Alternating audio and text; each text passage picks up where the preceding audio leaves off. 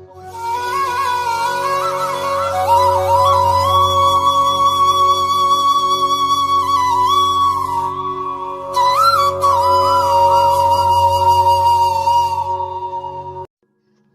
श्री वासुदेवाय नमः। आज की शुरुआत करते हैं भगवद गीता के पहले अध्याय के 3 श्लोक के साथ। इन श्लोकों को सुनने मात्र से जीव का कल्याण हो जाता है।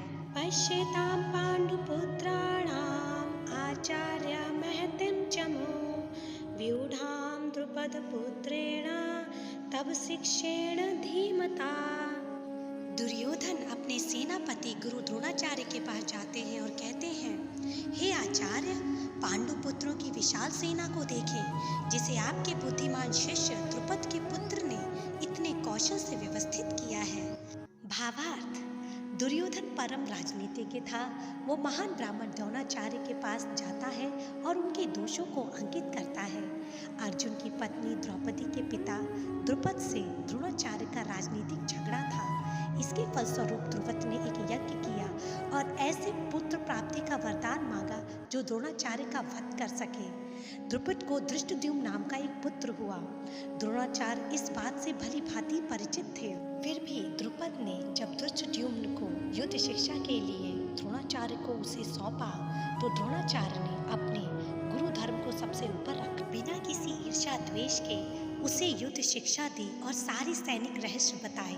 धृष्टद्युम्न पांडवों की तरफ से लड़ाई कर रहा था और उसने जो कला द्रोणाचार्य से सीखी थी, उसी के आधार पर उसने व्यूह रचना की थी। दुर्योधन द्रोणाचार्य की इसी दुर्बलता को इंगित करने आता है। दुर्योधन ये भी जानता था कि द्रोणाचार्य पांडवों के प्रति अधिक स्नेह रखते हैं। कहीं पांडवों के प्रति उनकी ये उदारता उन्हें हार का मुंह ना दिखा दे। द्रोणाचार्य एक बहुत ही महान ब्राह्मण थे। आइए जानते हैं उनके जन्म की बड़ी ही रोचक कथा। द्रोणाचार्य के पिता का नाम भारद्वाज ऋषि था, जो कि बहुत ही महान ऋषि थे, एक बहुत ही बड़े तपस्वी थे।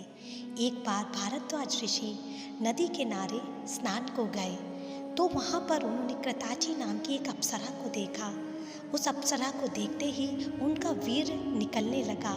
उन्होंने उस वीर को एक द्रोण नाम के पात्र में रखा और वहाँ से चले गए। ऐसी घटनाएं भगवान के महान उद्देश्य की पूर्ति के लिए महान लोगों के साथ हुआ करती थी, तो प्राय आम लोगों का इनका मजाक या इनका अनुकरण नहीं करना चाहिए। भारद्वाज के उस वीर से द्रोणाचार्य का जन्म हुआ। कृताची को द्रोणाचार्य में कोई रुचि न थी, वो वापस लौट गई। द्रोणाचार्य का लालन पालन भारद्वाज ऋषि की देखरेख में होने लगा।